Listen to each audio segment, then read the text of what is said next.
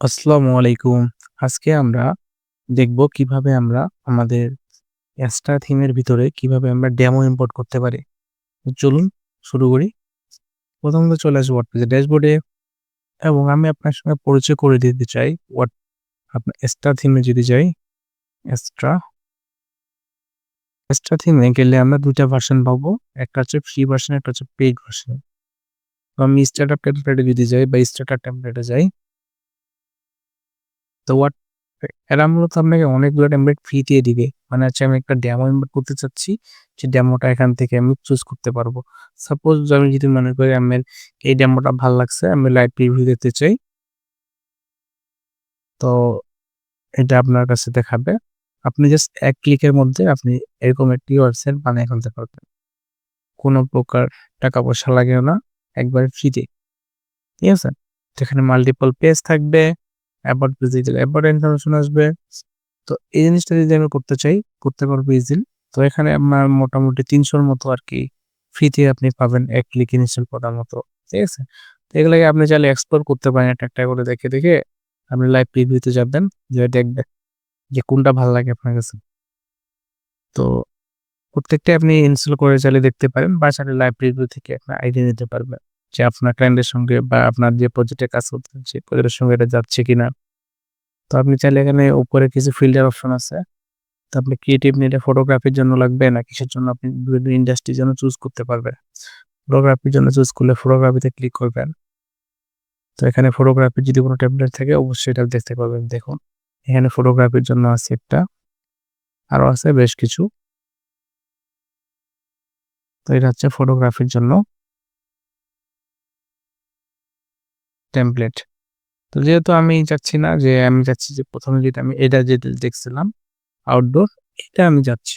সেই ক্ষেত্রে আমি যখন থিমটা ইনস্টল করছি, থিম ইনস্টল করছি কিভাবে? অ্যাপিয়ারেন্স থেকে থিমে গেছি।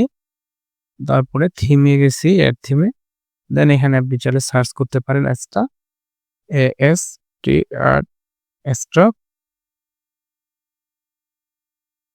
এই হচ্ছে থিমটা, হ্যাঁ? অ্যাক্টিভ করা আছে যেহেতু সেক্ষেত্রে দেখাচ্ছে। আপনি এটা ইনস্টল করিয়েন না। থিমটা ইনস্টল করিয়েন। ওকে? এবার চলে আসি। অ্যাস্ট্রা নামে একটা অপশন আমি পাবো এরপরে আমার ড্যাশবোর্ডে। তো এখানে আসার পরে আমার কাজ হচ্ছে এখানে অনেক কিছু আছে। এত কিছু দেখার আপনার এখন দরকার নাই। আপাতত আমরা ডেমো ইম্পোর্ট করতে যাচ্ছি। তাহলে আমি যদি যাই starter template, install and active, এখানে একটা প্লাগইন অ্যাক্টিভ হবে। তো প্লাগইন নিয়ে আমরা তো জানবো পরের মডিউলে, সমস্যা নাই। মানে আপাতত দেখে যান। এটাকে জাস্ট আমাকে অ্যাক্টিভ করতে বলতেছে। এই যে অলরেডি এটা অ্যাক্টিভ হয়ে যাচ্ছে। আমার আরকি একটা পেজে নিয়ে আসবে।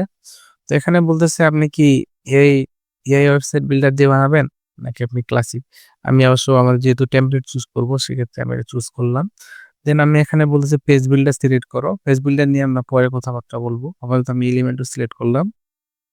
তো এখানে এলিমেন্টর যেসব আপনার বিল্ডার দিয়ে করা ওয়েবসাইট, সকল ওয়েবসাইট এখানে শো হবে আমার জন্য। একটু সিনক্রোনাইজ করতেছে, খুঁজতেছে আরকি মূলত এখানে কোন ওয়েবসাইট এলিমেন্টর দিয়ে করা হয়েছে। জাস্ট একটু ওয়েট করতে হবে। তো এখানে আমার জন্য লোড হয়ে গেছে আমার টেমপ্লেট গুলো। তো আমি যেহেতু ১ম টা চুজ করছিলাম আউটডোর, তো আউটডোরকে সিলেক্ট করব। সিলেক্ট করার পরে ওরা বেশ কিছু জিনিস বলবে আমাকে যে আপনি চাইলে ফোন চুজ করতে পারবেন আপনার জন্য, হ্যাঁ? আমি চাইলে আমার জন্য বিভিন্ন টাইপের ফোন চুজ করতে পারবো। ফোন নিয়ে বিস্তারিত আমরা জানবো। আপাতত যা আছে আমরা জাস্ট কন্টিনিউ করতেছি। তো আমাদের কি জিনিস লাগবে এখানে আমরা চাইলে সিলেক্ট করতে পারবো। আমরা কি ই-কমার্স সাইট বানাচ্ছি কিনা? সেক্ষেত্রে ই-কমার্স সিলেক্ট করব কিনা, চ্যাটবট নিবো কিনা, ঠিক আছে? তো আমি কোনো কিছু লাগবে না। আপাতত জাস্ট কন্টিনিউ করতেছি। এখানে বেসিক ইনফরমেশন চাচ্ছে। আপনি চাইলে দিতে পারেন। সাপোজ আমি আমার নাম দিয়ে দিচ্ছি। আল-আমিন। এখানে আপনার ইমেইল দিয়ে দিবেন। তাদের একটা হয়তো আপনি না দিলেও আপনার কাজ হবে, সমস্যা নেই। বাট আমি দিয়ে দিচ্ছি।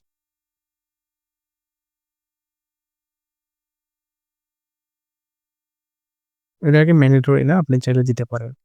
তো আমরা যেহেতু আরকি বিগিনার্স, ঠিক আছে?